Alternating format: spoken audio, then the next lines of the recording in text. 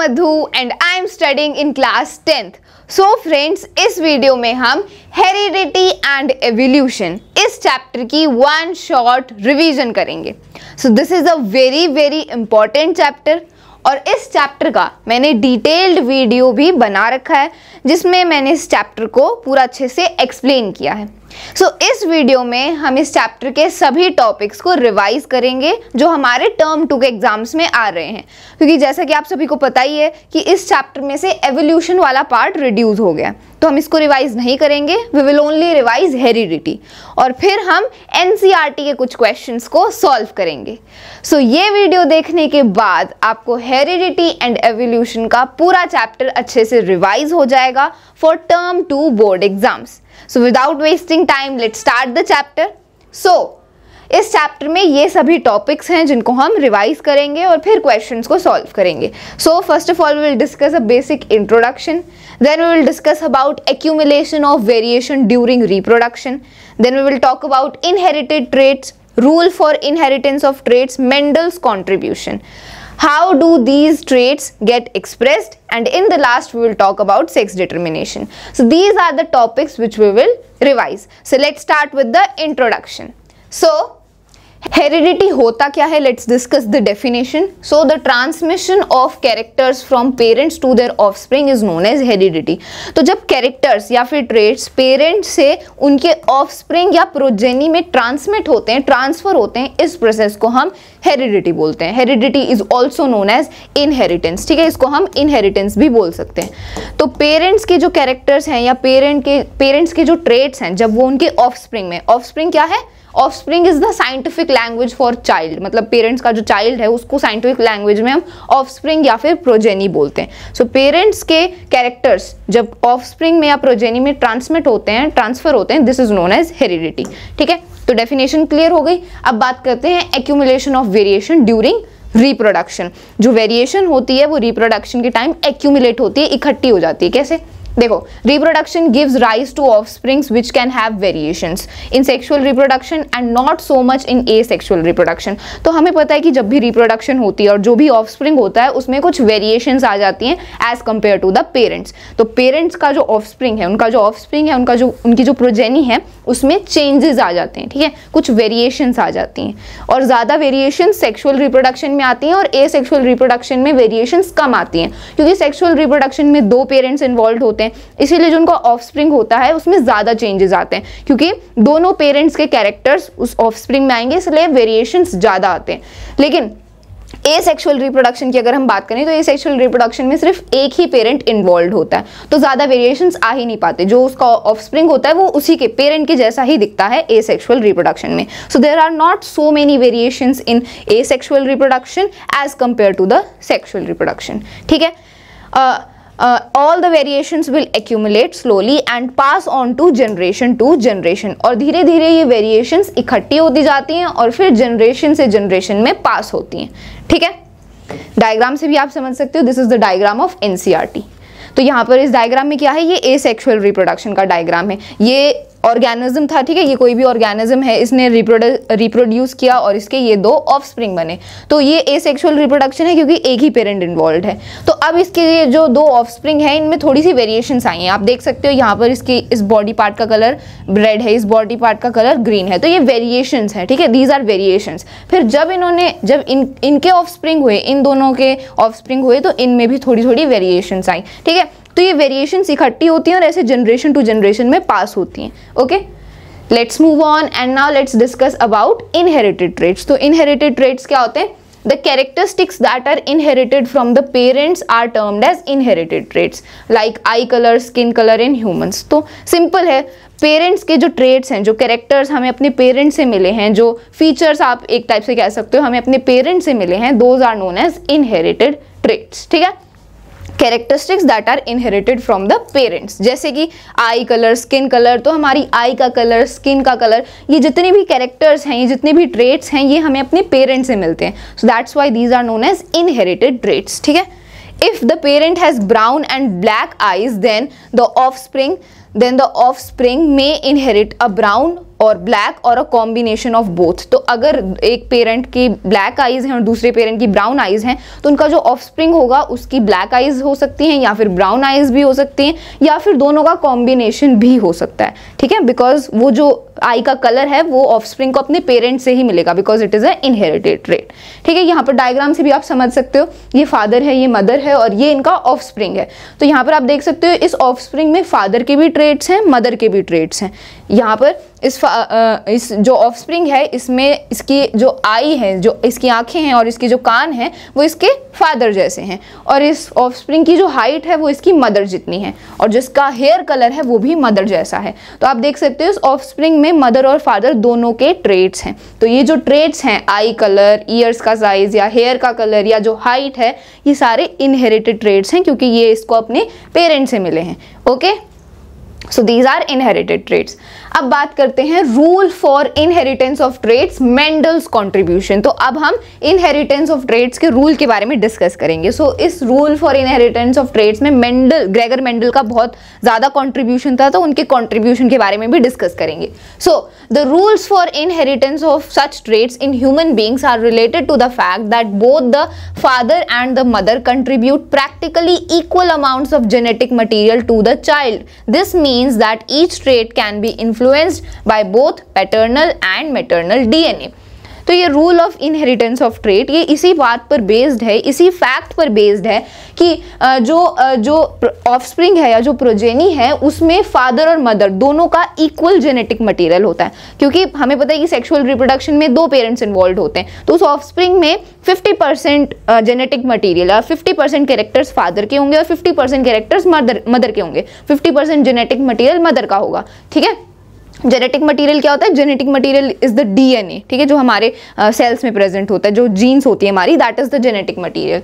This means that each trait can be influenced by both paternal and maternal DNA. मतलब जो भी trait है उस ऑफस्प्रिंग में, जितने भी कैरेक्टर्स हैं, वो दोनों पैटर्नल और मैटरनल दोनों के डीएनए से इन्फ्लुएंस हो सकता है। क्योंकि हमें पता है कि उस ऑफस्प्रिंग में फादर के डीएनए भी होता है, मदर का डीएनए भी होता है। तो उस ऑफस्प्रिंग में जितने भी कैरेक्टर्स हैं या जितने भी ट्रेट्स हैं वो दोनों के डीएनए से, दोनों के मदर और फादर के दोनों के डीएनए से इन्फ्लुएंस हो सकते हैं। So this is the rule for inheritance of traits. तो अब इस rule for inheritance of traits में सबसे ज्यादा कंट्रीब्यूशन ग्रेगर मेंडल का था, तो अब उनके बारे में हम डिस्कस करेंगे। सो this is Gregor Mendel. So Gregor Johan Mendel, often referred to as father of genetics, was a pioneer who used his science and mathematics knowledge to frame these laws of inheritance. He did so using pea plants, Pisum sativum, for his experiments.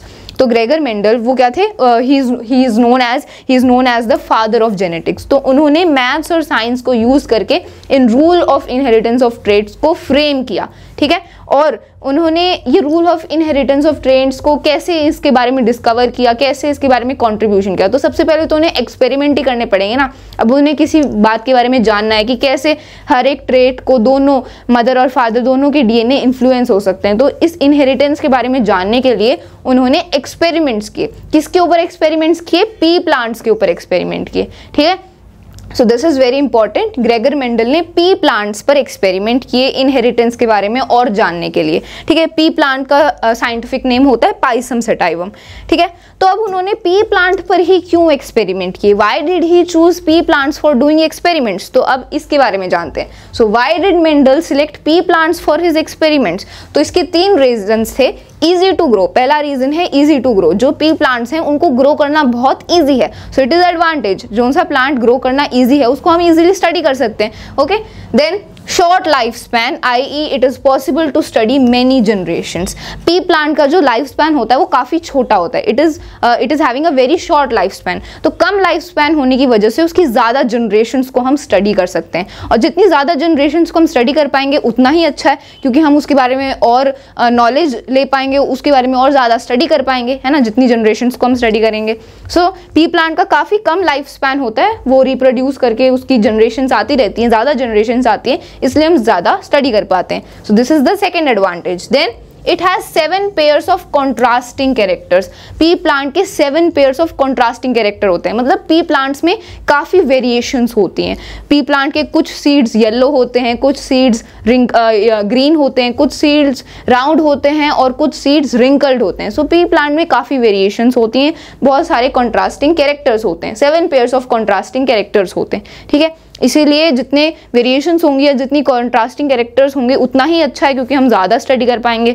Okay, so these are the reasons why Gregor Mendel chose pea plant for doing his experiments. तो अब ये जो P plant के जो ये 7 pairs of contrasting characters हैं, इनके बारे में डिस्कस करते हैं। सो These are the contrasting characters of pea plant. अब इन contrasting characters के बारे में हम डिस्कस करते हैं। So ये 7 contrasting characters हैं, ठीक है, और ये variations हैं, ठीक है। contrasting character मतलब हमें अलग अलग टाइप के variations देखने को मिलते हैं pea plant में। तो पहला contrasting characters है seed shape। तो ये seed shape का ये जो character है, ये seed shape का जो ये trait है, इसमें बहुत सारे variations हैं, बहुत सारी contrasting character हैं। तो seed shape में जो seed pea plant की जो seed होती है वो round भी होती है और wrinkled भी होती है, ठीक है। तो this is the first contrasting character कि जो सीड शेप होता है पी प्लांट का वो राउंड भी होता है, रिंकल्ड भी होता है। मतलब पी प्लांट के जो दाने होते हैं वो राउंड भी होते हैं और रिंकल्ड भी होते हैं। सो ये पहला कॉन्ट्रास्टिंग कैरेक्टर है। देन सीड कलर, मतलब पी प्लांट का जो सीड है, जो दाना है, उसका कलर। तो इस कैरेक्टर में भी हमें 2 कॉन्ट्रास्टिंग कैरेक्टर देखने को मिल गए। तो सीड कलर येलो भी होता है पी प्लांट का और ग्रीन भी होता है, मतलब पी प्लांट का जो दाना होता है वो येलो भी होता है, ग्रीन भी होता है। तो ये एक और कॉन्ट्रास्टिंग कैरेक्टर है, ठीक है। Then is seed coat colour, मतलब सीड के कोट का, सीड की जो कवरिंग है दैट इज सीड कोट। तो अब सीड की कोट का कलर, इसमें भी हमें कॉन्ट्रास्टिंग कैरेक्टर्स वेरिएशन देखने को मिलती है। तो सीड के कोट का कलर कलर्ड भी होता है, वाइट भी होता है। मतलब पी प्लांट्स की जो सीड कोट का कलर है वो हमें कलर्ड भी होता है और वाइट भी होता है। So this is the one more contrasting character. Then pod shape, तो सीड के जो पी प्लांट होते हैं उनके जो सीड्स होते हैं वो किस में होते हैं, पॉड में होते हैं, फली में होते हैं ना, उनकी कवरिंग होती है, ठीक है, छिलका होता है, तो that is known as pod. तो अब पॉड की शेप, तो इस कैरेक्टर में भी वेरिएशंस हैं, कॉन्ट्रास्टिंग कैरेक्टर्स हैं। तो आप देख सकते हो जो पॉड शेप है वो इन्फ्लेटेड भी होता है, कंस्ट्रिक्टेड भी होता है। इन्फ्लेटेड मतलब फूला हुआ, कंस्ट्रिक्टेड मतलब दबा हुआ, ऐसे पिचका हुआ। तो जो पॉड शेप है वो इन्फ्लेटेड भी होता है, कंस्ट्रिक्टेड भी होता है। तो ये एक और कॉन्ट्रास्टिंग कैरेक्टर है पी प्लांट में। देन पॉड कलर, मतलब फली का जो छिलका है पी प्लांट का, उसका कलर, ठीक है, उसका कलर ग्रीन भी होता है, येलो भी होता है, ठीक है। So this is one more contrasting character. Then flower position, flower की पोजीशन, पी प्लांट पे फ्लावर की पोजीशन कहाँ है, तो it is axile also, terminal also. Axile वो प्लांट होते हैं जिनमें फ्लावर साइड की तरफ लगते हैं, तो वो एक्साइल होते हैं, और टर्मिनल वो प्लांट्स जिनमें फ्लावर टॉप पर लगते हैं, ऊपर लगते हैं, तो वो टर्मिनल होते हैं। तो पी प्लांट में फ्लावर की पोजीशन एक्साइल भी होती है, टर्मिनल भी होती है। So, ये एक और contrasting character. Then stem length, stem length मतलब जो स्टेम है उसकी लेंथ, ठीक है। तो जो पी प्लांट है उनकी स्टेम की लेंथ लॉन्ग भी होती है और शॉर्ट भी होती है। मतलब जो पी प्लांट है वो लंबे भी होते हैं और छोटे भी होते हैं। तो यहाँ पर लॉन्ग को आप टॉल भी लिख सकते हो, और ये जो शॉर्ट है इसको आप ड्वार्फ भी लिख सकते हो, ठीक है। ड्वार्फ का पता है ना, ड्वार्फ का मतलब होता है छोटा। तो जो पी प्लांट होते हैं वो टॉल भी होते हैं और ड्वार्फ भी होते हैं, छोटे भी होते हैं हाइट में, ठीक है, अगर हम स्टेम लेंथ की बात करें। So these are the 7 contrasting characters of pea plant. अब ये जो कॉन्ट्रास्टिंग कैरेक्टर्स हैं, इनमें ये वाले जो हैं ये डोमिनेंट कैरेक्टर्स हैं, और ये वाले जो कैरेक्टर्स हैं ये रिसेसिव हैं, ठीक है। अब ये डोमिनेंट कैरेक्टर और रिसेसिव कैरेक्टर क्या होते हैं? सो डोमिनेंट कैरेक्टर या डोमिनेंट ट्रेट वो होते हैं जो अपने आप को एक्सप्रेस कर पाते हैं, और रिसेसिव ट्रेट वो होते हैं जो अपने आप को एक्सप्रेस नहीं कर पाते हैं। अब इनकी डेफिनेशन भी हम डिस्कस करते हैं तो और अच्छे से क्लियर होगा।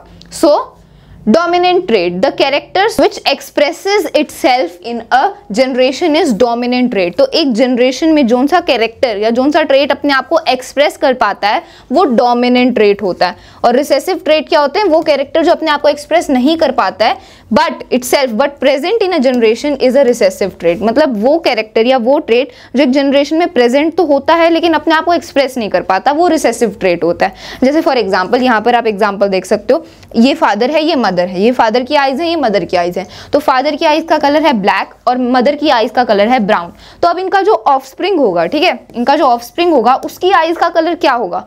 तो अगर उस ऑफस्प्रिंग की आईज का कलर ब्लैक हो गया तो यहाँ पर ये ब्लैक डोमिनेंट ट्रेट हो जाएगा, क्योंकि दो ट्रेट्स थे, ठीक है। हमें पता है कि जो ऑफस्प्रिंग होगा उसके पास फादर के भी कैरेक्टर्स आएंगे, मदर के भी कैरेक्टर्स आएंगे। तो अगर इस ऑफस्प्रिंग की आई का कलर ब्लैक हो गया तो इन दोनों ट्रेट्स में से, ब्लैक और ब्राउन में से ब्लैक एक्सप्रेस हुआ है ना, क्योंकि ऑफस्प्रिंग की आई का कलर ब्लैक हो गया। तो यहाँ पर ब्लैक डोमिनेंट हो जाएगा, डोमिनेंट ट्रेट हो जाएगा, बिकॉज इसने अपने आप को एक्सप्रेस किया जनरेशन में। और जो ब्राउन है वो रिसेसिव हो जाएगा, क्योंकि जो ब्राउन कलर था आइज का, ये अपने आप को एक्सप्रेस नहीं कर पाया जनरेशन में। जो ऑफस्प्रिंग है उसकी आइज का कलर ब्राउन नहीं हुआ, तो ये जो ब्राउन कलर है ये एक्सप्रेस नहीं हो पाया। सो this is a recessive trait, क्योंकि ये प्रेजेंट तो है जनरेशन में, ऑफस्प्रिंग में प्रेजेंट तो है, लेकिन अपने आप को एक्सप्रेस नहीं कर पाया।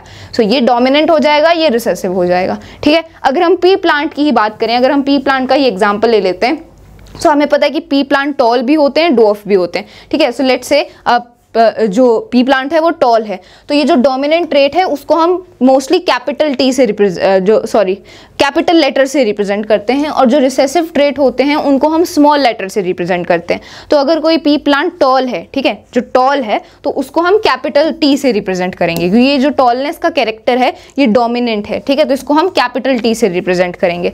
और अगर कोई पी प्लांट छोटा है, हाइट में ड्वार्फ है, तो उसको हम स्मॉल टी से रिप्रेजेंट करेंगे, क्योंकि ये रिसेसिव ट्रेट है, ठीक है। तो अब मान लो एक पी प्लांट है वो टॉल है, तो इसके पास ये डोमिनेंट ट्रेट है, इसको हम कैपिटल टी से रिप्रेजेंट करेंगे। और दूसरा प्लांट है ड्वार्फ, तो उसके पास ड्वार्फनेस का कैरेक्टर है, तो इसको हम स्मॉल टी से रिप्रेजेंट करेंगे। तो अब इन दोनों पी प्लांट का जो ऑफस्प्रिंग होगा, ठीक है, जो ऑफस्प्रिंग होगा इनका, वो क्या होगा, टॉल होगा या शॉर्ट होगा, बिकॉज उस पी प्लांट, ये दोनों जो पी प्लांट हैं, एक टॉल है और एक ड्वार्फ है, तो इनका जो ऑफस्प्रिंग होगा वो टॉल होगा या शॉर्ट होगा। So obviously the P plant will be toll, जो पी प्लांट होगा वो टॉल होगा, क्योंकि जो टॉलनेस और ड्वार्फनेस, इन दोनों कैरेक्टर में से टॉलनेस वाला जो एक कैरेक्टर है, टॉलनेस का जो ट्रेट है ये डोमिनेंट है, ठीक है। अगर हम हाइट की बात करें तो हाइट में जो टॉलनेस और शॉर्टनेस वाले में से टॉलनेस डोमिनेंट होता है, इसलिए ये अपने आप को एक्सप्रेस कर पाएगा, और जो ऑफस्प्रिंग होगा वो टॉल ही होगा, और जबकि जो ड्वार्फनेस है वो अपने आप को एक्सप्रेस नहीं कर पाएगा, इसलिए रिसेसिव होगा, ठीक है। लेकिन ये प्रेजेंट जरूर होगा जनरेशन में, ठीक है। हमें पता है कि एक जो कैरेक्टर्स होते हैं वो 50% फादर से आते हैं, 50% मदर से आते हैं, तो जो ऑफस्प्रिंग है उसके पास इसके भी ट्रेट्स आएंगे और इसके भी ट्रेट्स आएंगे। तो टॉलनेस वाला तो इससे आ गया, इस वाले पी प्लांट से आ गया, और ड्वार्फनेस वाला इस वाले से आ गया। तो अब इसके पास ये जो ऑफस्प्रिंग है इसके पास टॉलनेस का भी ट्रेट है और ड्वार्फनेस का भी ट्रेट है, लेकिन टॉलनेस वाला एक्सप्रेस होगा, इसीलिए ये प्लांट टॉल हो जाएगा, ठीक है, बिकॉज टॉलनेस इज डोमिनेंट, ठीक है। तो यहाँ पर हमने इन दोनों को भी देख लिया, डोमिनेंट ट्रेट और रिसेसिव ट्रेट क्या होते हैं। अब बात करते हैं कुछ इंपॉर्टेंट टर्म्स के बारे में। So now let's discuss about some important terms. So gene, सबसे पहला टर्म है जीन। तो जीन क्या होता है, unit of heredity which transfer characters from parents to their offspring. तो हेरिडिटी की यूनिट को हम जीन बोलते हैं, ओके। एलील, एलील क्या होता है, different form of a given gene, एक जीन की अलग अलग फॉर्म को हम एलील बोलते हैं। जैसे कि capital T allele is responsible for tallness, small T allele is responsible for dwarfness. तो ये भी हमने डिस्कस किया ही था कि जो डोमिनेंट ट्रेट होता है उसको हम कैपिटल लेटर से रिप्रेजेंट करते हैं। तो अगर हम हाइट की बात करें तो टॉलनेस डोमिनेंट है, तो इसको हम कैपिटल टी से रिप्रेजेंट करेंगे, और ड्वार्फनेस रिसेसिव है, इसलिए इसको हमने स्मॉल टी से रिप्रेजेंट किया। तो अब ये जो कैपिटल टी वाला एलील है, ठीक है, ये जीन ही है ना एक टाइप से, because it is a allele. तो एलील होता है एक जीन का ही different form. So T allele is responsible for tallness, tallness के लिए कैपिटल टी वाला एलील रिस्पॉन्सिबल है, और ड्वार्फनेस के लिए स्मॉल टी वाला एलील रिस्पॉन्सिबल होता है, ठीक है। अब फिनोटाइप क्या होता है, so it refers to observable physical appearance of a given organism, example tall plant, dwarf plant, round seeds. तो किसी भी ऑर्गेनिज्म का जो फिजिकल अपीयरेंस है उसको फिनोटाइप बोलते हैं। जैसे अगर कोई प्लांट टॉल है, या कोई प्लांट ड्वार्फ है, या जो पी प्लांट के सीड्स हैं वो राउंड हैं या रिंकल्ड हैं, तो ये जो फिजिकल अपीयरेंस है जिसको हम देख सकते हैं इसको फिनोटाइप बोलते हैं, ठीक है, क्योंकि फिजिकल अपीयरेंस को हम देख सकते हैं, that's why it is known as phenotype. अब जीनोटाइप क्या होता है, अगली टर्म है जीनोटाइप। तो जीनोटाइप होता है, it refers to the genetic code responsible for any given phenotype. तो किसी भी फिनोटाइप के लिए जो जेनेटिक कोड रिस्पॉन्सिबल होता है उसको जीनोटाइप बोलते हैं। जैसे फॉर एग्जाम्पल अगर कोई प्लांट टॉल है, तो अब वो टॉल क्यों है, क्योंकि टॉलनेस तो एक फिनोटाइप हो गया ना, एक फिजिकल अपीयरेंस हो गया, तो अब वो टॉल क्यों है, उसके पीछे का जो जेनेटिक कोड है जिसकी वजह से वो प्लांट टॉल है, तो वो जो जेनेटिक कोड है उसको जीनोटाइप बोलते हैं। जैसे फॉर एग्जांपल अगर कोई प्लांट टॉल है तो हो सकता है उस प्लांट में दोनों टॉलनेस वाले ही कैरेक्टर्स हों, हो सकता है कि उस प्लांट में दोनों टॉलनेस के ही जीन हो इसलिए वो प्लांट टॉल है, ठीक है, या हो सकता है उस प्लांट में एक टॉलनेस का और एक ड्वार्फनेस का कैरेक्टर हो तभी वो टॉल होगा, बिकॉज तो टॉलनेस और डॉर्फनेस दोनों में से डोमिनेंट तो टॉलनेस ही है, तो अगर ये मैटर नहीं करता कि उसके साथ डॉर्फनेस का कैरेक्टर है या नहीं, बिकॉज टॉलनेस है तो वही एक्सप्रेस होगा बिकॉज इट इज डोमिनेंट, ठीक है। रिसेसिव ट्रेट अपने आप को एक्सप्रेस नहीं कर पाएगा अगर डोमिनेंट ट्रेट प्रेजेंट है, तो अगर डॉर्फनेस रिसेसिव है तो डॉर्फनेस अपने आप को एक्सप्रेस नहीं कर पाएगा जब तक उसके साथ टॉलनेस वाला कैरेक्टर है, ठीक है। तो जब तक ये कैपिटल टी है तो ये स्मॉल टी अपने आप को रिप्रेजेंट नहीं कर पाएगा, तो जो प्लांट है वो टॉल ही होगा, ठीक है। इतना आप समझ चुके हो। तो अब जो प्लांट टॉल है उसके पीछे का ये जो जेनेटिक कोड है this is known as genotype, ठीक है। क्योंकि जेनेटिक कोड को हम ऐसे ही लिखते हैं क्योंकि हमें पता है कि जो ऑफस्प्रिंग होता है उसमें से जो जीन्स हैं, जो जेनेटिक मटीरियल है वो फादर से भी आता है, मदर से भी आता है, तो जेनेटिक कोड को हम ऐसे लिखेंगे। तो ये एक जो जीन है ये फादर वाला है और एक जीन ये मदर वाला है, ठीक है। तो अभी जो जेनेटिक कोड है this is known as the genotype, okay, which is responsible for any physical appearance और phenotype you can say, okay. अब बात करते हैं होमोजाइगस। होमोजाइगस क्या होता है? A condition in which both the genes of same type are present. तो ऐसी कंडीशंस जिसमें सेम टाइप के जीन्स प्रेजेंट होते हैं उसको होमोजाइगस बोलते हैं। जैसे for example an organism has both the genes for tallness, it is expressed as capital T, and genes for dwarfness are written as small t। तो अब देखो कोई ऑर्गेनिज्म है और उसमें दोनों जीन्स टॉलनेस वाले ही हैं। अभी मैंने बताया कि अगर कोई प्लांट टॉल है तो हो सकता है उसके पास दोनों टॉलनेस वाले ही जीन हो इसीलिए वो टॉल है, ठीक है। या फिर अगर कोई प्लांट ड्वार्फ है, छोटा है, तो हो सकता है कि उसमें दोनों ही जो ट्रेट हैं वो ड्वार्फनेस के हों, दोनों ही जीन ड्वार्फनेस के हों इसीलिए वो ड्वार्फ है। तो यहाँ पर आप देख सकते हो कि ये दोनों जो जीन है ये दोनों सेम है, ये भी कैपिटल टी है, ये भी कैपिटल टी है, और यहाँ पर ये जो जीन है ये दोनों भी सेम है, ये स्मॉल टी है, ये भी स्मॉल टी है। तो जब सेम जीन्स प्रेजेंट होते हैं उस ऑर्गेनिज्म में तो इस सिचुएशन को हम बोलते हैं होमोजाइगस। तो अगर कोई प्लांट टॉल है, ठीक है, अगर कोई प्लांट है और वो टॉल है और उसके पीछे का जो जेनेटिक कोड है, जो जेनोटाइप है वो है कैपिटल टी, मतलब दोनों जीन्स सेम हैं। तो अब ये प्लांट टॉल है लेकिन ये होमोजाइगस टॉल है। होमोजाइगस टॉल क्यों है? क्योंकि इसके जो जीन्स हैं वो भी सेम हैं, दोनों जीन्स सेम हैं। So this is homozygous tall. अगर मान लो कि कोई पी प्लांट है और वो शॉर्ट है, ठीक है, वो क्या है? हाइट में शॉर्ट है। तो अब जो शॉर्ट है तो उसके पीछे का जेनेटिक कोड होगा स्मॉल टी। तो अब ये शॉर्ट है लेकिन ये क्या है? होमोजाइगस शॉर्ट है, होमोजाइगस ड्वार्फ है, क्योंकि इस ड्वार्फनेस की वजह से, इस ड्वार्फनेस के होने का कारण है कि दोनों जो जीन्स हैं वो क्या हैं? स्मॉल टी है, तो दोनों सेम है, that's why it is homozygous dwarf, ठीक है। Now heterozygous. तो हेट्रोजाइगस क्या होता है? A condition in which both the genes are of different types. तो होमोजाइगस का बिल्कुल उल्टा, होमोजाइगस में दोनों जीन्स सेम होते हैं, हेट्रोजाइगस में जो दोनों जीन्स हैं वो अलग अलग होते हैं। मतलब या तो एक टॉलनेस का जीन होगा, एक ड्वार्फनेस का जीन होगा, तो ये दोनों अलग अलग हो गए, सो दिस इज हेट्रोजाइगस। या हो सकता है कि एक टॉलनेस का हो, एक ड्वार्फनेस का हो और एक टॉलनेस का हो, सो ये भी क्या है? हेट्रोजाइगस है। An organism, for example, an organism has genes capital T, small t. It means it has a gene for tallness and the other for dwarfness. Only tall character is expressed. ठीक है, तो अगर कोई plant है उसमें एक tallness का character है, एक डॉर्फनेस का कैरेक्टर है, तो यही एक्सप्रेस होगा बिकॉज इट इज डोमिनेंट। तो दोनों जो जीन्स हैं वो अलग अलग हैं, so this is heterozygous, okay. So इसको हेट्रोजाइगस बोलते हैं। इतना क्लियर हुआ? आगे बढ़ते हैं, बात करते हैं मेंडल्स एक्सपेरिमेंट। तो अब ग्रेगर मेंडल ने जो एक्सपेरिमेंट किया पी प्लांट के ऊपर, तो अब उसके बारे में हम डिस्कस करेंगे। So first is the monohybrid cross. तो पहला मोनोहाइब्रिड क्रॉस। तो मोनोहाइब्रिड क्रॉस क्या होता है? The cross between two P plants with one pair of contrasting character is called a monohybrid cross. तो जब हम दो पी प्लांट्स के एक कंट्रास्टिंग कैरेक्टर के बारे में स्टडी करते हैं that is called monohybrid cross. तो मोनो का मतलब क्या होता है? वन होता है। तो जब हम एक कंट्रास्टिंग कैरेक्टर के बारे में पढ़ेंगे दो पी प्लांट्स में, that is the monohybrid cross, ठीक है। और कौन से कंट्रास्टिंग कैरेक्टर के बारे में हम पढ़ने वाले हैं? We are going to study about height. तो पी प्लांट की जो हाइट होती है, ठीक है, इस कॉन्ट्रास्टिंग कैरेक्टर के बारे में हम डिस्कस करेंगे। तो हमें पता है हाइट में दो कॉन्ट्रास्टिंग कैरेक्टर होते हैं, टॉलनेस और ड्वार्फनेस। पी प्लांट टॉल भी होते हैं, ड्वार्फ भी होते हैं, ठीक है। तो अब हम ये हाइट की कॉन्ट्रास्टिंग कैरेक्टर के बारे में मोनोहाइब्रिड क्रॉस में डिस्कस करेंगे। तो अब मेंडल ने क्या किया? उन्होंने एक्सपेरिमेंट किया। तो now let's discuss about his experiment. So he took pure tall genotype capital T and pure dwarf genotype small t pea plants and cross pollinated them to obtain first generation or first filial generation. In this figuration F1 generation he obtained only tall plants.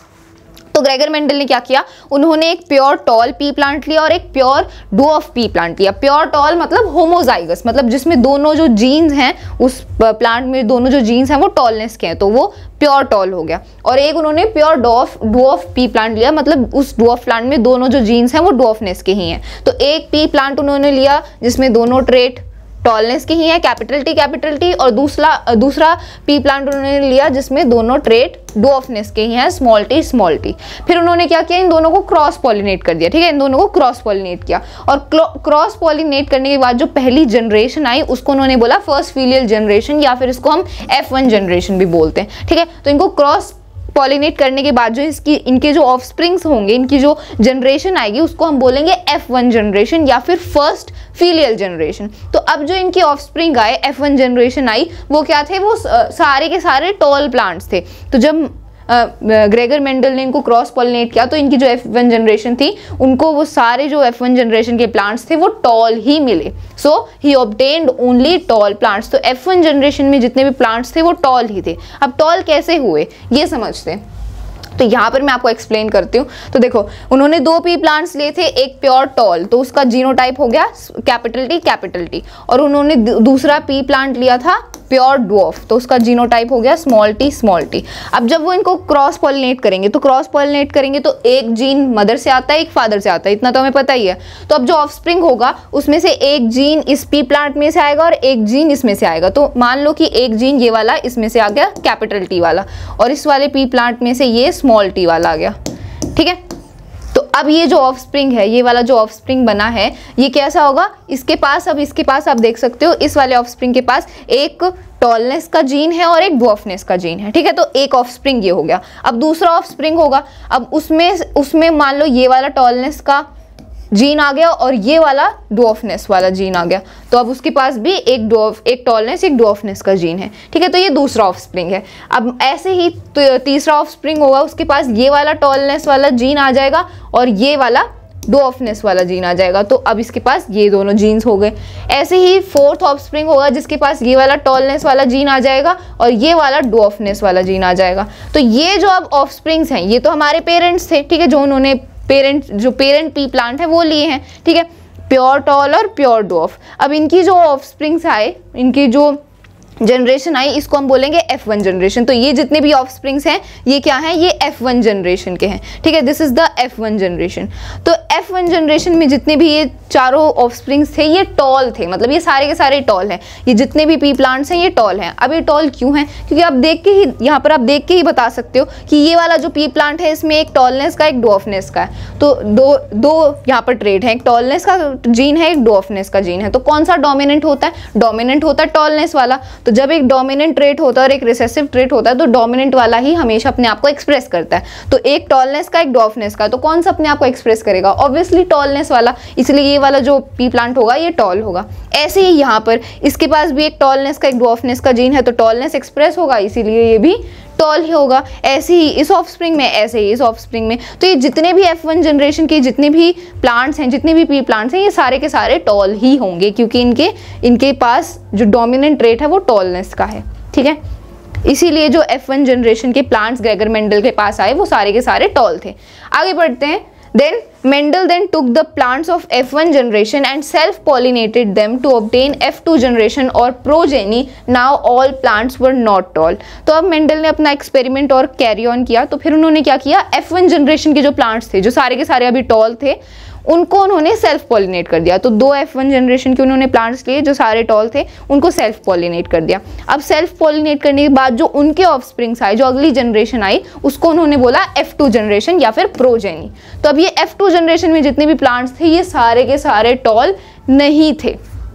ठीक है। F1 generation के तो सारे toll थे, तो अब उन्होंने F1 generation के ही 2 पी प्लांट्स को क्या किया, सेल्फ पॉलिनेट कर दिया। ठीक है, उन्हें सेल्फ पॉलिनेट कर दिया। तो सेल्फ पॉलिनेट क्यों किया, क्योंकि हमें पता है, अभी हमने देखा था कि जितने भी प्लांट्स थे वो सारे टॉल थे, सबका जीनोटाइप सेम था, एक टॉलनेस का कैरेक्टर था, एक ड्वार्फनेस का, तो सबका जीनोटाइप सेम था, इसलिए उन्होंने उनको सेल्फ पॉलिनेट कर दिया। सेल्फ पॉलिनेट करने के बाद जो अगली जनरेशन आई, F1 से अगली वाली जनरेशन, वो होती है F2 जनरेशन या फिर प्रोजेनी। तो अब F2 जनरेशन में जितने पी प्लांट्स थे वो सारे के सारे टॉल नहीं थे। अब सारे टॉल क्यों नहीं थे ये समझते हैं, इसको भी समझते हैं। सो हमें पता है कि F1 जनरेशन में जो पी प्लांट्स थे उनका जीनोटाइप क्या था, एक कैपिटल टी था, एक स्मॉल टी था, मतलब एक टॉलनेस का, एक ड्वार्फनेस का। ठीक है, एक टॉलनेस का कैरेक्टर, एक ड्वार्फनेस का। तो जब इनको इन्होंने सेल्फ पॉलिनेट करा या फिर क्रॉस पॉलिनेट भी कर सकते हैं, तो क्या होगा, जो इनके ऑफस्प्रिंग्स आएंगे वो सारे टॉल नहीं आएंगे। कैसे, देखो, मान लो एक ऑफस्प्रिंग है, उसके पास ये वाला टॉलनेस का कैरेक्टर आ गया, इसमें से और इसमें से ये वाला टॉलनेस का कैरेक्टर आ गया, तो कैपिटल टी कैपिटल टी। ठीक है, अब ऐसे ही इस वाले जो दूसरा ऑफस्प्रिंग होगा उसमें से ये उसके पास इसमें से टॉलनेस वाला कैरेक्टर आ गया, टॉलनेस वाला जीन आ गया, और इसमें से भी ये स्मॉल टी वाला जीन आ गया। ठीक है, तो ये दूसरा ऑफस्प्रिंग है। अब तीसरा ऑफस्प्रिंग है, उसके पास ये ड्वार्फनेस वाला जीन आ गया और इसके पास से टॉलनेस वाला जीन आ गया, तो ये तीसरा ऑफस्प्रिंग है। अब ऐसे ही फोर्थ ऑफस्प्रिंग है, उसके पास ये ड्वार्फनेस वाला ट्रेट आ गया और यहाँ से भी ड्वार्फनेस वाला ही जीन आ गया। ठीक है, तो अब ये जितने भी ऑफस्प्रिंग्स थे ये है F2 जनरेशन। ठीक है, this is the F2 generation, ये F2 जनरेशन है, क्योंकि ये वाली तो F1 जनरेशन थी जो सारे के सारे टॉल थे। तो अब इनको सेल्फ पॉलिनेट करने के बाद ये F2 जनरेशन आई, ये F2 जनरेशन के पी प्लांट्स हैं। तो अब ये जो चारों ऑफस्प्रिंग्स हैं, ये चारों जो पी प्लांट्स हैं F2 जनरेशन के सारे टॉल नहीं हैं। क्यों नहीं है, देखो, इस वाले पी प्लांट की बात करें तो इसके पास तो दोनों टॉलनेस के जीन है, तो ये तो टॉल है। ठीक है, दिस वन इज टॉल, ये वाला पी प्लांट टॉल है। इसकी बात करें तो इसके पास एक टॉलनेस का, एक ड्वार्फनेस का, तो डोमिनेंट टॉलनेस होता है, तो ये वाला भी टॉल है। इसकी अगर हम बात करें तो इसके पास भी एक ड्वार्फनेस का, एक टॉलनेस का है, तो क्या होगा, ये भी टॉल ही होगा, because tallness is dominant trait. Then अगर इस वाले पी प्लांट की बात करें तो इसके पास दोनों ड्वार्फनेस के ही हैं, मतलब दोनों के दोनों जो ट्रेट हैं वो रिसेसिव हैं। ठीक है, तो ड्वार्फनेस क्या होता है, रिसेसिव ट्रेट होता है, तो दोनों के दोनों ही रिसेसिव ट्रेट हैं, इसलिए जो ये वाला पी प्लांट होगा ये ड्वार्फ होगा, मतलब ये वाला जो पी प्लांट है जो फोर्थ ऑफस्प्रिंग है वो टॉल नहीं है। तो हमने देखा F2 जनरेशन में जितने भी प्लांट्स थे वो सारे टॉल नहीं थे, 3 टॉल हैं और एक पी प्लांट क्या है, ड्वार्फ भी है, छोटा भी है, क्योंकि उसके पास दोनों ड्वार्फनेस के ही ट्रेट थे, दोनों ड्वार्फनेस के ही जीन थे। ठीक है, इसलिए F2 जनरेशन के जितने भी प्लांट्स थे वो क्या थे, टॉल नहीं थे। यही यहाँ पर लिखा हुआ है। ठीक है, डायग्राम से भी आप समझ सकते हो। डायग्राम में हम देख सकते हैं कि यहाँ पर ये पेरेंट्स प्लांट थे जो मेंडल ने लिए थे, एक प्योर टॉल, एक प्योर ड्वार्फ। ठीक है, कैपिटल टी, स्मॉल टी। ठीक है, प्योर टॉल और प्योर ड्वार्फ। अब उनको उन्होंने क्रॉस पॉलिनेट करा और ये आई F1 जनरेशन। तो F1 जनरेशन में जितने भी प्लांट्स थे वो सारे के सारे टॉल थे। ठीक है, ये उसका जीनोटाइप है, कैपिटल टी, स्मॉल टी, तो सारे के सारे टॉल ऑफस्प्रिंग थे। This was F1 generation. फिर उन्होंने F1 जनरेशन के ही प्लांट्स को क्या किया, सेल्फ पॉलिनेट कर दिया। तो F1 जनरेशन में सारे टॉल थे। ठीक है, उनका जीनोटाइप था capital T, small T, capital T, small T. तो सेल्फ पॉलिनेट करने के बाद जो F2 जनरेशन आई वो सारे के सारे टॉल नहीं थे, 3 प्लांट्स टॉल थे और एक प्लांट ड्वार्फ भी था, एक प्लांट शॉर्ट था। तो ये थी F2 जनरेशन। ठीक है, तो ये हमने डिस्कस कर ही लिया कि क्यों एक प्लांट टॉल आया। ठीक है, 3 प्लांट टॉल आए और एक प्लांट शॉर्ट हुआ। ओके, तो अब इस पूरे मोनोहाइब्रिड क्रॉस का ये जो मेंडल ने एक्सपेरिमेंट किया, इससे हम क्या कंक्लूड कर सकते हैं, conclusion is phenotypic ratio, genotypic ratio. तो अब फिनोटाइपिक रेशियो क्या होता है, फिनोटाइप अभी हमने डिस्कस किया था। फिनोटाइप क्या होता है, विजिबल फिजिकल अपीयरेंस, जो फिजिकल अपीयरेंस है कि अगर कोई पी प्लांट टॉल है, ड्वार्फ है, उसकी सीड्स राउंड है, रिंकल्ड है, सो ये फिजिकल अपीयरेंस जो हम देख सकते हैं, दिस इज फिनोटाइप। तो फिनोटाइपिक रेशियो क्या होता है, फिजिकल अपीयरेंस का ratio, that is phenotypic ratio. तो हमें पता है कि जो प्लांट्स हैं, ये F2 जनरेशन में जो प्लांट्स हैं 3 टॉल हैं और एक शॉर्ट है। तो टॉलनेस वाला, टॉल भी एक फिजिकल अपीयरेंस है, टॉलनेस एक फिजिकल अपीयरेंस है और शॉर्टनेस भी एक फिजिकल अपीयरेंस है। तो कितने टॉल प्लांट्स हैं, 3 हैं, सो यहाँ पर आ गया 3। और कितने शॉर्ट प्लांट्स हैं, एक शॉर्ट प्लांट है, तो 1, सो 3:1। तो फिनोटाइपिक रेशियो हो गया 3:1, क्योंकि 3 टॉल है, एक शॉर्ट है F2 जनरेशन में। जीनोटाइपिक रेशियो क्या होता है, जीनोटाइप अभी हमने डिस्कस किया था कि किसी भी फिनोटाइप के लिए जो जेनेटिक कोड होता है उसको जीनोटाइप बोलते हैं। ठीक है, तो जीनोटाइपिक रेशियो मतलब जो जेनेटिक कोड का जो रेशो है दैट इज जीनोटाइपिक रेशो, ठीक है, आप समझ सकते हो। ओके, तो यहाँ पर हम देख सकते हैं कि ये जो F2 जनरेशन में जो प्लांट्स हैं इनका जीनोटाइप क्या है, इनका जीनोटाइप देखते हैं। तो ये वाला जो प्लांट है इसका जीनोटाइप है कैपिटल टी, इस वाले प्लांट का जीनोटाइप है कैपिटल T स्मॉल टी, इसका भी कैपिटल T स्मॉल टी और इस वाले का स्मॉल टी। तो ये इनके जीनोटाइप्स हैं। तो इनका रेशो क्या होगा, तो कैपिटल टी तो 1 है, तो ये आ गया 1। अब कैपिटल T स्मॉल टी कितने हैं, 2 प्लांट्स में है, तो ये जीनोटाइप 2 प्लांट्स में, तो ये 2 आ गया, ठीक है, 1:2। देन स्मॉल टी कितने प्लांट्स में, एक ही प्लांट में, तो ये आ गया 1। सो 1:2:1। सो this is the genotypic ratio. एक जो दोनों टॉलनेस के कैरेक्टर थे वो एक ही प्लांट में था, एक टॉलनेस एक ड्वार्फनेस की 2 प्लांट में थे, और दोनों ही ड्वार्फनेस के जो कैरेक्टर्स हैं वो सिर्फ एक ही प्लांट में था। सो रेशो इज 1:2:1। फिनोटाइपिक रेशो ये है, जीनोटाइपिक रेशो ये है। ओके, सो मोनोहाइब्रिड क्रॉस हमने देख लिया, ये पहला एक्सपेरिमेंट था।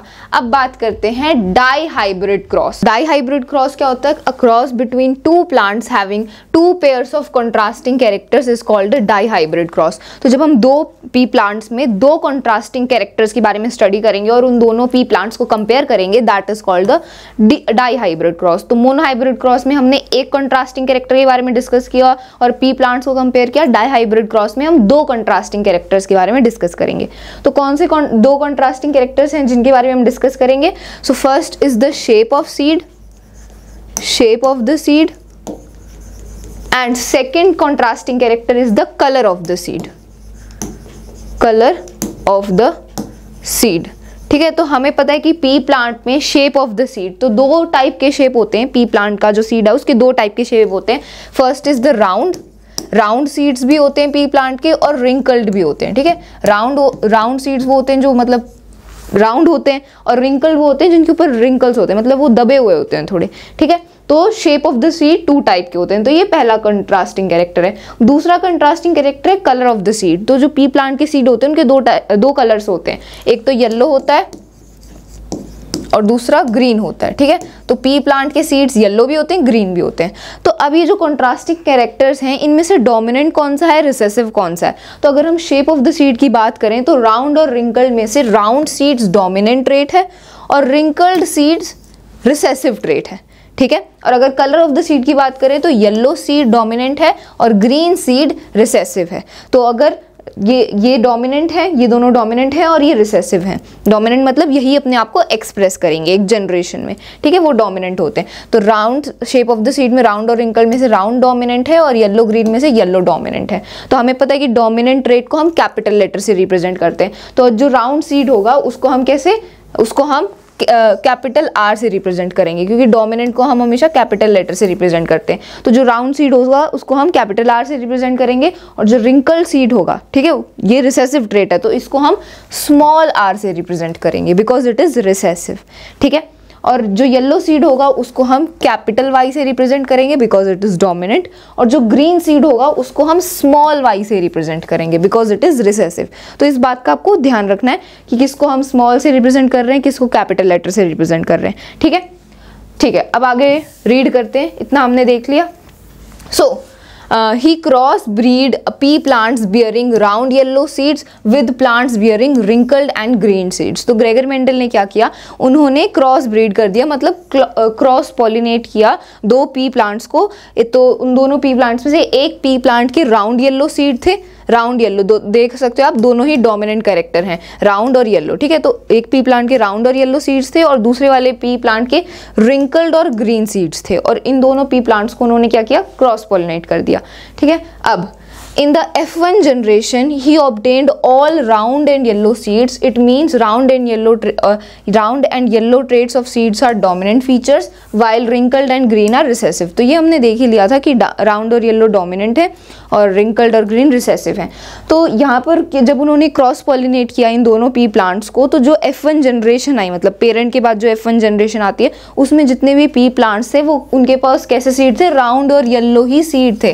तो ग्रेगर मेंडल ने क्या किया, 2 पी प्लांट थे उनके पास, एक के पास राउंड येलो सीड थे, दूसरे के पास रिंकल्ड ग्रीन सीड थे, दोनों को उन्होंने क्रॉस पॉलिनेट किया। फिर F1 जनरेशन आई। अब F1 जनरेशन में जितने प्लांट्स थे उनके पास भी सारे के सारे राउंड और येलो सीड्स ही थे।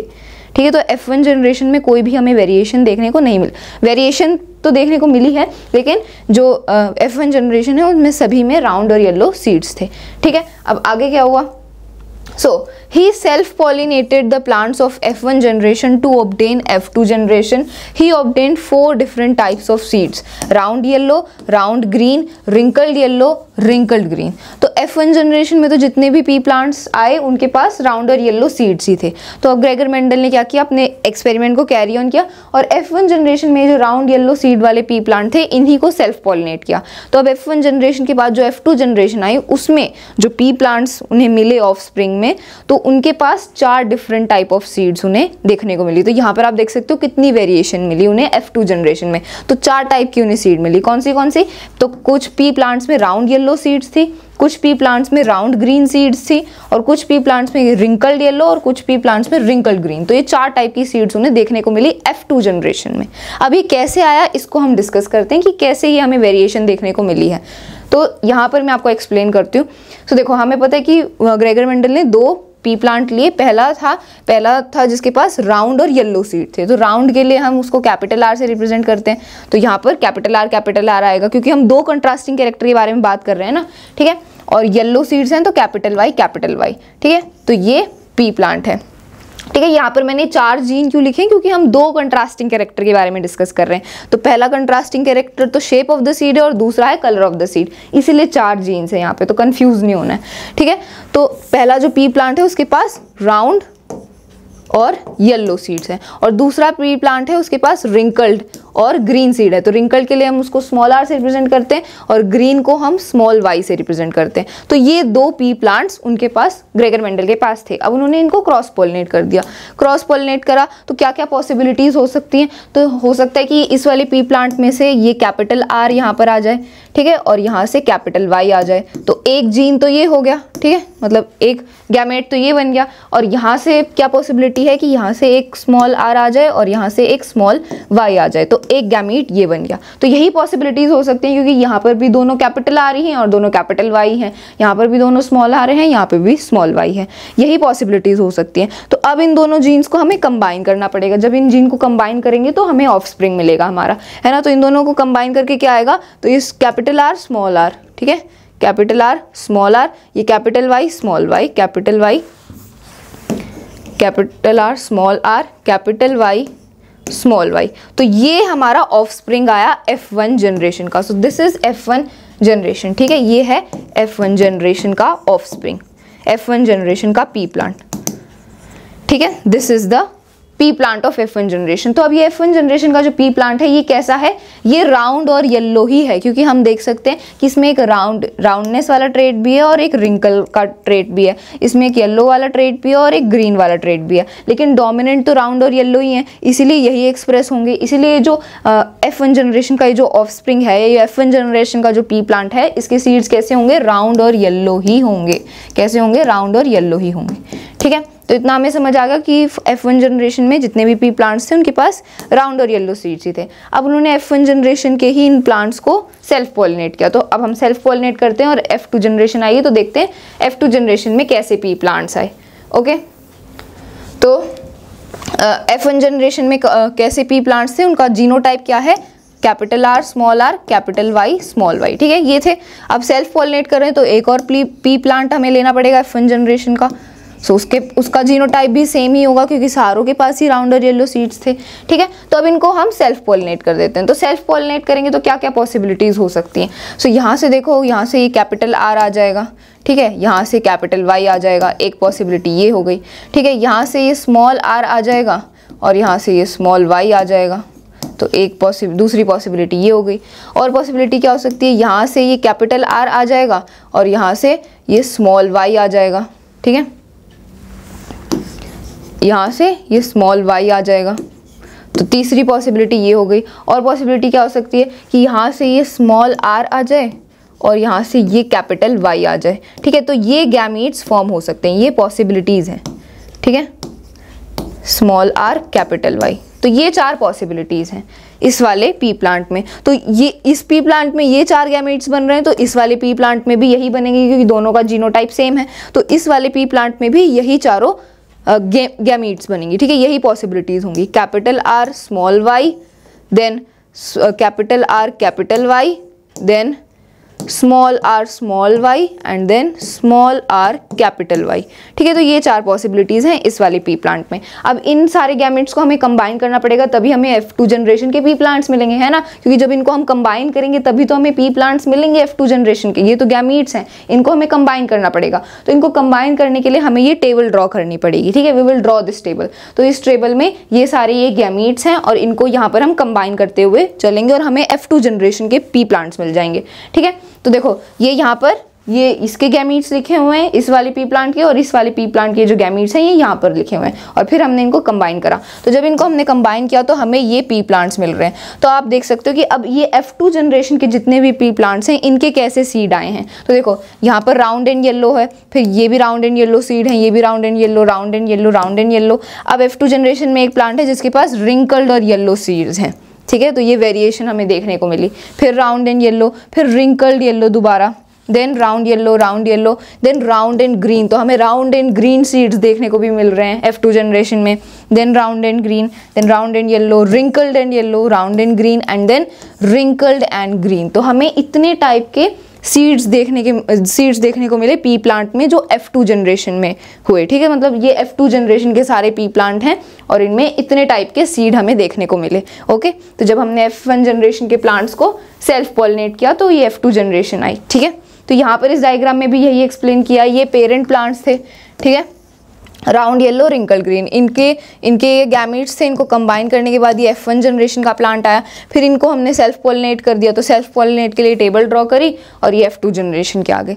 तो हम देख सकते हैं हमें 4 टाइप के यहाँ पर सीड देखने को मिल रहे हैं। 4 टाइप के हमें सीड्स देखने को मिल रहे हैं पी प्लांट में। पहला टाइप है राउंड येलो। तो राउंड येलो सीड्स हमें यहाँ पर ये लाइट येलो से दिखाएं। ठीक है, राउंड येलो तो पहला टाइप ही होगा। दूसरा टाइप है रिंकल्ड येलो सीड्स हमें देखने को मिले। तीसरा टाइप है राउंड ग्रीन सीड्स हमें देखने को मिले, और चौथा टाइप है रिंकल्ड ग्रीन हमें सीड्स देखने को मिले। तो 4 टाइप के हमें सीड्स देखने को मिले पी प्लांट में F2 जनरेशन में। ठीक है, तो यही बात यहाँ पर पीछे भी लिखी हुई थी, यहाँ है ना, यहाँ पर ही self pollinated the plants of F1 generation to obtain F2 generation. He obtain 4 different types of seeds, round yellow, round green, wrinkle yellow, wrinkle green. ठीक है, क्लियर हो गया। तो कंक्लूजन क्या है, तो यहाँ पर यही लिखा हुआ है कि राउंड येलो सीड्स जो कितने पी प्लांट्स के पास हैं, 9 ऐसे, इस टेबल में ऐसे 9 पी प्लांट्स हैं F2 जनरेशन के जिनके पास राउंड एंड येलो सीड्स हैं। ठीक है, और राउंड एंड ग्रीन सीड्स कितने पी प्लांट के पास हैं, 3 ऐसे पी प्लांट हैं जिनके पास राउंड एंड ग्रीन सीड है। ठीक है, राउंड एंड ग्रीन सीड है, यहाँ पे कलर से भी आप देख सकते हो। रिंकल्ड एंड येलो सीड्स कितने पी प्लांट के पास हैं, 3 पी प्लांट्स के पास।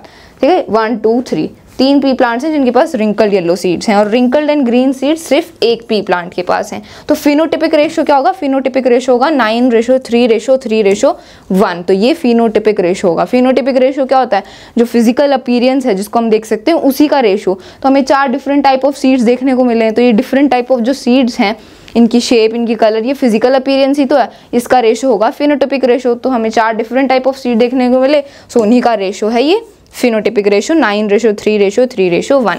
ओके, सो ये हमने डिस्कस कर दिया dihybrid cross. I hope आपको समझ आ गया है।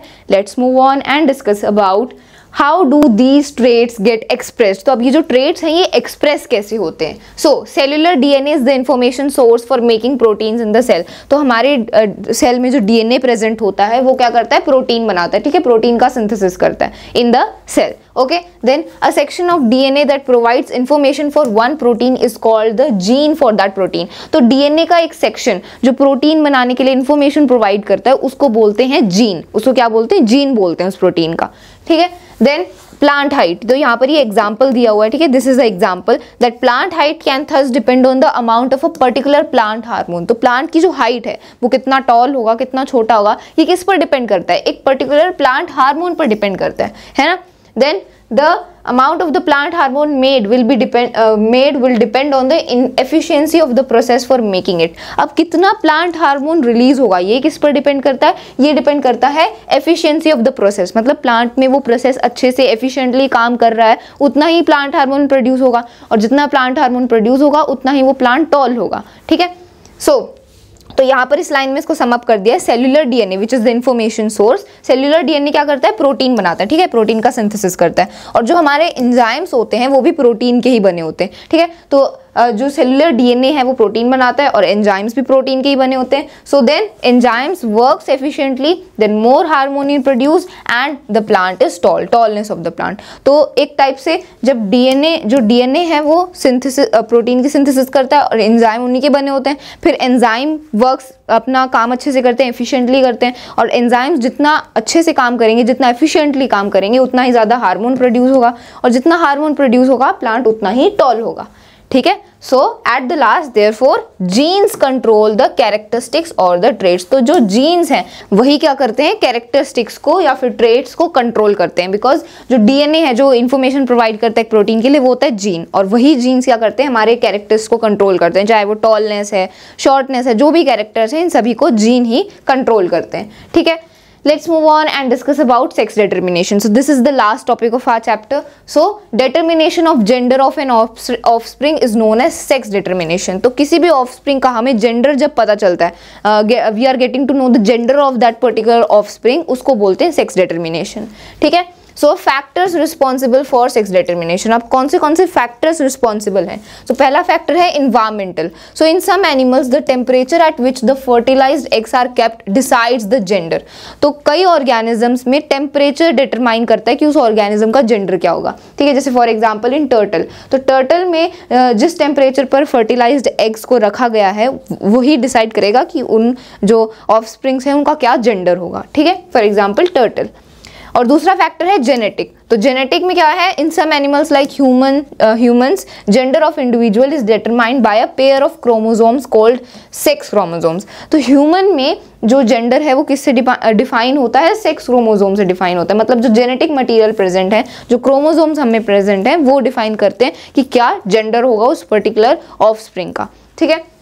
सो अब जो हमारे अंदर जो सेक्स क्रोमोसोम होते हैं, so we have total 23 chromosomes. हमारे में टोटल 23 क्रोमोसोम्स होते हैं. यहाँ पर लिखा भी है in human beings there are 23 pair of chromosomes. Out of these 22 pairs of chromosomes are called autosomes and the last pair of chromosome that help in deciding gender of that individual is called the sex chromosome. तो हमारे पास 23 chromosomes होते हैं. 23 में से 22 pair of जो chromosome हैं उनको हम ऑटोसोम्स बोलते हैं. ठीक है. 23 पेयर ऑफ क्रोमोसोम्स हमारे पास हैं. 23 में से 22 को हम ऑटोसोम्स बोलते हैं. और जो लास्ट पेयर ऑफ क्रोमोसोम्स बचा है, जो जेंडर डिटरमाइन करता है उस ऑर्गेनिज्म का या उस ऑफस्प्रिंग का, उनको हम बोलते हैं सेक्स क्रोमोसोम. ठीक है. तो हमारे अंदर एक पेयर ऑफ सेक्स क्रोमोसोम होता है जो जेंडर डिटरमाइन करता है. ओके. ठीक है. तो यहाँ पर लिखा भी हुआ है, यहाँ पर हम समझ भी सकते हैं कि जो फीमेल होती है उसमें एक पेयर ऑफ सेक्स क्रोमोसोम होता है विच इज़ XX. ठीक है. तो फीमेल में एक पेयर ऑफ सेक्स क्रोमोसोम होता है विच इज़ XX, और मेल में भी एक पेयर ऑफ सेक्स क्रोमोसोम होता है XY. ठीक है. तो फीमेल के पास दोनों सेक्स क्रोमोसोम XX होते हैं और मेल के पास XY होते हैं. ठीक है. अब देखो जो इनका प्रोजेनी होगा, मतलब जो इनका ऑफस्प्रिंग होगा, वो उसका जेंडर कैसे डिटरमाइन होगा. तो हमें पता है कि फीमेल में से भी, मदर में से भी एक जीन आएगा और फादर में से एक जीन आएगा. दोनों में से एक एक जीन आएगा. ठीक है. तो मदर में से तो X क्रोमोसोम ही आएगा क्योंकि मदर के पास दोनों X क्रोमोसोम ही है. ठीक है. मदर के पास दोनों ही X क्रोमोसोम है, तो मदर के पास से X आएगा. ठीक है. अब फादर के पास से अगर मान लो X क्रोमोसोम आ गया, ठीक है, फादर के पास से अगर X क्रोमोसोम आ गया, तो अब ये जो ऑफस्प्रिंग है, ठीक है, अब ये इनका जो ऑफस्प्रिंग है इसका जेंडर क्या होगा, it will be a girl. तो she will be a girl. तो इसका जेंडर क्या होगा, फीमेल. ओके. बिकॉज फीमेल्स में दोनों जो क्रोमोसोम्स होते हैं वो XX होते हैं. ठीक है. सो दोनों क्रोमोसोम्स XX होते हैं. जिस ऑर्गेनिज्म में दोनों क्रोमोसोम्स XX हैं वो फीमेल है, और जोन सा ऑर्गेनिज्म जिसमें एक क्रोमोसोम X है और दूसरा क्रोमोसोम Y है वो मेल होता है. ठीक है. तो मदर के पास से तो X क्रोमोसोम आया और फादर के पास से अगर X क्रोमोसोम आया है तो जो ऑफस्प्रिंग है उसके पास दोनों X क्रोमोसोम हो गए, और अगर दोनों X क्रोमोसोम है तो वो एक गर्ल होगी. ठीक है. अब दूसरा केस हो सकता है, दूसरा केस क्या होगा कि अगर मान लो मदर के पास से तो X क्रोमोसोम ही आएगा. ठीक है. उसके पास दोनों ही X क्रोमोसोम है, और अगर मान लो फादर के पास से अब Y वाला क्रोमोसोम आ गया. ठीक है. Y वाला क्रोमोसोम आ गया, तो अब ये जो ऑफस्प्रिंग है इसका जेंडर क्या होगा, it will be a male. तो ये एक मेल होगा. ठीक है. ये बॉय होगा. बिकॉज अभी हमने देखा कि गर्ल में दोनों क्रोमोसोम X होते हैं और बॉय में दोनों क्रोमोसोम एक क्रोमोसोम X होता है, एक Y होता है. तो अब इसके पास X और Y ये दोनों क्रोमोसोम्स हैं. सो ये क्या होगा, एक मेल होगा. ठीक है. तो अगर फादर के पास से X क्रोमोसोम आया तो वो फीमेल होगी, और अगर फादर के पास से Y वाला क्रोमोसोम आया तो वो मेल होगा, बॉय होगा. ठीक है. तो ये जो जेंडर होता है ऑफस्प्रिंग का वो फादर के क्रोमोसोम पर डिपेंड करता है। फादर के पास से जो सा क्रोमोसोम आया है वही डिटरमाइन करेगा कि ऑफस्प्रिंग का जेंडर क्या होगा, क्योंकि मदर के पास से तो एक्स क्रोमोसोम ही आने वाला है। डिपेंड करता है फादर के से कि फादर के पास से एक्स क्रोमोसोम आया है या वाई आया है, उस पर डिपेंड करता है जेंडर ऑफ द ऑफस्प्रिंग। ठीक है, यहाँ पर डायग्राम से भी एक्सप्लेन किया हुआ है। मेल के पास XY क्रोमोसोम होते हैं, फीमेल के पास XX। ठीक है, अब फीमेल के पास है तो ये एक X क्रोमोसोम आ गया। ठीक है, और अगर मेल के पास से X क्रोमोसोम आया तो XX कंबाइन होके XX हो जाएगा और ये फीमेल बनेगी। ठीक है, और अगर मेल के पास से Y क्रोमोसोम आया तो X और Y कंबाइन हो जाएंगे और XY बनेगा, तो और जो ऑफस्प्रिंग होगा वो मेल होगा। ठीक है, डायग्राम से भी आप समझ सकते हो।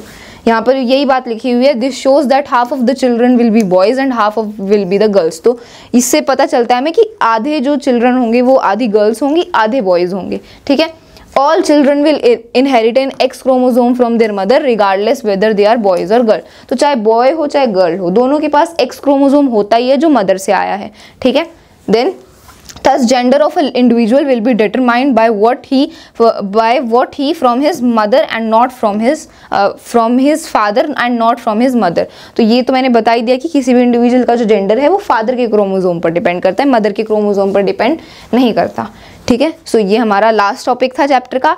Now let's solve some questions. तो अब एनसीईआरटी के कुछ इंपॉर्टेंट क्वेश्चंस को सॉल्व कर लेते हैं। सो फर्स्ट क्वेश्चन है, how does the creation of variations in a species promote survival. तो जो वेरिएशंस होते हैं स्पीशीज में उनका क्या फायदा है या सर्वाइवल होने में, मतलब स्पीशीज के सर्वाइवल में उनका क्या फायदा है। ठीक है, अभी हमने स्टार्टिंग में देखा था कि जैसे रिप्रोडक्शन होती है, जो ऑफस्प्रिंग्स होते हैं उनमें वेरिएशंस आती हैं, चेंजेस आती हैं। तो इस क्वेश्चन में यही पूछा है कि ये जो वेरिएशंस हैं ये सर्वाइवल को कैसे प्रमोट करती है, मतलब स्पीशीज के सर्वाइवल को कैसे प्रमोट करती हैं, क्यों इंपॉर्टेंट है। ठीक है, तो जब इन्वायरमेंट में एकदम एडवर्स चेंजेस आ जाते हैं, ठीक है, जब एनवायरमेंट में एकदम चेंजेस आ जाते हैं तो उसको अडेप्ट करने के लिए वेरिएशंस बहुत नेसेसरी होती हैं। ठीक है, एकदम एनवायरमेंट में गर्म हो गया एनवायरमेंट या एकदम से ज़्यादा सर्दी आ गई तो इन चेंजेस को अडेप्ट करने के लिए वेरिएशंस बहुत ज़रूरी होती हैं। ठीक है, और ये वेरिएशंस हेल्प करती हैं हमें एनवायरमेंट में एडजस्ट करने के लिए, अडेप्ट करने के लिए। ठीक है, तो इसका आंसर हमें कैसे लिखना है, the variations. Okay, so this is the answer for this question. इस क्वेश्चन का आंसर आपको ऐसे लिखना है, ठीक है, रिटन फॉर्म में। The variations provide stability to the population of various species by preventing them from getting wiped out during adverse conditions. The natural environment also changes and variations in species which become suited to the environment help it to survive. ठीक है, तो आप इसको note कर सकते हो। Okay, so this was the first question. अब अगला क्वेश्चन सॉल्व करते हैं। So how do Mendel's experiment show that traits में बी डोमिनेंट और रिसेसिव। तो हमने डोमिनेंट और रिसेसिव ट्रेट्स के बारे में पढ़ा था। तो अब हमसे क्वेश्चन पूछ रहे हैं कि जो मेंडल्स का एक्सपेरिमेंट था, जिसमें जो मोनोहाइब्रिड क्रॉस और डाई हाइब्रिड क्रॉस का जो इन्होंने एक्सपेरिमेंट किया था, तो उनके एक्सपेरिमेंट में हमें डोमिनेंट और रिसेसिव ट्रेट्स के बारे में कैसे पता चला। ठीक है, how do Mendel's experiment show that traits में भी डोमिनेंट, कि जो ट्रेट्स हैं वो डोमिनेंट या रिसेसिव होते हैं। तो इसको मैं समझाती हूँ, हमने डिस्कस भी किया था अभी कि उन्होंने क्या, सबसे पहले मोनोहाइब्रिड क्रॉस में क्या किया था, उन्होंने एक प्योर टॉल पी प्लांट लिया जिसके ये जीनोटाइप था उसका, और एक प्योर ड्वार्फ प्लांट लिया जिसका ये जीनोटाइप था, कैपिटल टी स्मॉल टी। फिर उन्होंने इसको क्रॉस पॉलिनेट कर दिया, तो फिर जो F1 जनरेशन आई वो सारे टॉल प्लांट्स थे। तो इसका जीनोटाइप क्या था, एक कैपिटल टी और एक स्मॉल टी। ठीक है, तो यहाँ पर ये जो F1 जनरेशन थी, ये जो F1 जनरेशन आई, ये सारे के सारे टॉल प्लांट्स थे। ठीक है, टॉल प्लांट्स थे क्योंकि ये जो टॉलनेस वाला जो कैरेक्टर है ये डोमिनेंट होता है और ये ड्वार्फनेस वाला रिसेसिव होता है। इसलिए टॉलनेस वाले ने अपने आप को एक्सप्रेस किया, डोमिनेंट कैरेक्टर अपने आप को एक्सप्रेस करता है, इसलिए जितने भी ऑफस्प्रिंग्स है F1 जनरेशन के वो सारे के सारे टॉल थे। तो यहाँ पर डोमिनेंट कैरेक्टर ने अपने आप को एक्सप्रेस किया। और फिर उन्होंने क्या किया, F1 जनरेशन के ही जो प्लांट्स थे जो सारे के सारे टॉल थे, फिर उन्होंने उनको सेल्फ पॉलिनेट कर दिया। सेल्फ पॉलिनेट करने के बाद F2 जनरेशन आई। तो F2 जनरेशन में जो प्लांट्स थे उनका जीनोटाइप क्या था, तो इनको सेल्फ पॉलिनेट के बाद जो F2 जनरेशन आई उसका जीनोटाइप क्या था, एक कैपिटल टी था। ठीक है, यहाँ से एक और पी प्लांट ले लेते हैं और फिर F1 जनरेशन का इनको इन्होंने सेल्फ पॉलिनेट कर दिया। तो सेल्फ पॉलिनेट किया तो कैपिटल टी एक, ठीक है, दूसरा होगा एक कैपिटल टी और एक स्मॉल टी। ठीक है, तीसरा होगा एक स्मॉल टी एक कैपिटल टी। ठीक है, ये कॉमा नहीं आएगा बीच में। ठीक है, कैपिटल टी स्मॉल टी ठीक है, तो पहले पी प्लांट का जीनोटाइप ये था, दूसरे का ये, तीसरे का ये, और जो फोर्थ पी प्लांट था F2 जनरेशन का उसमें एक स्मॉल टी यहाँ से और एक स्मॉल टी यहाँ से। ठीक है, तो ये F2 जनरेशन के पी प्लांट्स हैं। तो F2 जनरेशन के जो पी प्लांट्स थे उनमें से जो 3 पी प्लांट्स थे वो तो टॉल थे, लेकिन जो फोर्थ पी प्लांट था, जो एक पी प्लांट था, वो डॉर्फ था, क्योंकि यहाँ पर आप देख सकते हो इन तीनों में टॉलनेस डोमिनेंट है। इनके पास क्या है, डोमिनेंट कैरेक्टर है। यहाँ पर भी कैपिटल टी है तो ये डोमिनेंट है, तो ये अपने आप को एक्सप्रेस करेगा, इसलिए ये वाला पी प्लांट टॉल है। यहाँ पर भी ये टॉलनेस वाला कैरेक्टर है तो ये डोमिनेंट है, इसलिए ये वाला प्लांट भी टॉल था। तो यहाँ पर भी कैपिटल टी है तो ये वाला पी प्लांट भी टॉल था। लेकिन यहाँ पर ये जो फोर्थ पी प्लांट है F2 जनरेशन का, यहाँ पर कैपिटल टी नहीं है, मतलब टॉलनेस वाला कैरेक्टर नहीं है, डोमिनेंट कैरेक्टर नहीं है, दोनों रिसेसिव ट्रेट हैं। ठीक है, डॉर्फनेस के दोनों रिसेसिव ट्रेट हैं, इसलिए यहाँ पर रिसेसिव ट्रेट ने अपने आप को एक्सप्रेस किया और ये वाला जो पी प्लांट था ये डॉर्फ था। ठीक है, तो हमने देखा कि यहाँ पर डोमिनेंट वाले ने अपने आप को एक्सप्रेस किया, क्योंकि यहाँ पर डोमिनेंट प्रेजेंट था। रिसेसिव हो या ना हो उससे फर्क नहीं पड़ता, अगर डोमिनेंट ट्रेट प्रेजेंट है तो वही अपने आप को एक्सप्रेस करेगा। और यहाँ पर भी 3 टॉल ही थे, लेकिन यहाँ पर ये जो फोर्थ पी प्लांट था यहाँ पर एक भी डोमिनेंट ट्रेट नहीं था, टॉलनेस वाला ट्रेट नहीं था, रिसेसिव थे दोनों, इसीलिए रिसेसिव ने अपने आप को एक्सप्रेस किया। तो यहाँ पर मेंडल के इस एक्सपेरिमेंट से हमें पता चला कि कैसे डोमिनेंट ट्रेट अपने आप को एक्सप्रेस करता है और कैसे रिसेसिव ट्रेट अपने आप को एक्सप्रेस करता है। तो टॉलनेस वाला डोमिनेंट ट्रेट था और ड्वार्फनेस वाला रिसेसिव ट्रेट था। ठीक है, तो यही हमने मेंडल के एक्सपेरिमेंट में सीखा। ठीक है, तो इसको डेफिनेशन की फॉर्म में हम कैसे लिखेंगे, इसकी डेफिनेशन, इसका आंसर हम लिखेंगे रिटन फॉर्म में, Mendel. Okay, so this is the answer of this question. आप इसको पढ़ सकते हो, मैंने इसमें पूरा पहले मेंडल का एक्सपेरिमेंट लिख दिया है और फिर मैंने लिखा है कि जोन सा कैरेक्टर F1 जनरेशन में एक्सप्रेस हुआ that was dominant and the character which expressed in the F2 generation, जो एक प्लांट डॉर्फ हुआ, दैट वाज रिसेसिव ट्रेट। ठीक है, तो आप इसको नोट कर सकते हो। Okay, let's move on towards the next question. It is how is the equal genetic contribution of male and female parents insured in the progeny. तो जो ऑफस्प्रिंग है, जो प्रोजेनी है, उसमें हमें पता है कि 50% जो जेनेटिक मटीरियल है वो मदर से आता है और 50% जो जेनेटिक मटीरियल है वो फादर से आता है। तो ये कैसे इसको हम इंश्योर करें कि आधा आधा जेनेटिक मटेरियल फादर से आता है, आधा मदर से आता है। So how we will ensure that. So हमें पता है कि जब हम सेक्स डिटर्मिनेशन का टॉपिक पढ़ रहे थे, हमने देखा था कि मदर के पास एक पेयर ऑफ सेक्स क्रोमोसोम होता है विच इज XX और फादर के पास सेक्स क्रोमोसोम होते हैं XY। तो एक क्रोमोसोम मदर के पास से आता है और एक क्रोमोसोम फादर के पास से आता है, मतलब जो हाफ जेनेटिक मटीरियल है वो मदर के पास से आता है और हाफ जेनेटिक मटेरियल फादर के पास से आता है। इसीलिए जो प्रोजेनी है उसमें दोनों के कैरेक्टर्स होते हैं, मदर और फादर दोनों के होते हैं। सो इसको हम रिटन में कैसे लिखेंगे, how we will write it. So in human beings, so this is the answer of this question. इस क्वेश्चन का ये आंसर है। इसमें मैंने लिखा है कि जो प्रोजेनी होती है उसमें 50% कैरेक्टर्स मदर के आते हैं, 50% कैरेक्टर फादर के आते हैं। जैसे कि हमें पता ही है कि सेक्स डिटर्मिनेशन के टाइम एक क्रोमोसोम मदर से आता है, एक क्रोमोसोम फादर से आता है। So this is written in the complete answer, you can note it down if you want. Okay, so We have completed the revision of our chapter Heredity and Evolution। इस पूरे chapter को हमने अच्छे से revise कर लिया है, सभी टॉपिक्स को हमने रिवाइज किया और फिर हमने NCERT के कुछ इंपॉर्टेंट क्वेश्चंस को सॉल्व किया। तो अब आपको NCERT के सारे क्वेश्चंस को सॉल्व करना है, ज़्यादा से ज़्यादा प्रीवियस ईयर क्वेश्चंस को सॉल्व करना है, तब जाके आपका ये चैप्टर पूरा 100% क्लियर होगा। Okay, so that's all for this video. तो मिलते हैं अगले वीडियो में which will be of maths revision series. Till then, that's it. Thank you very much.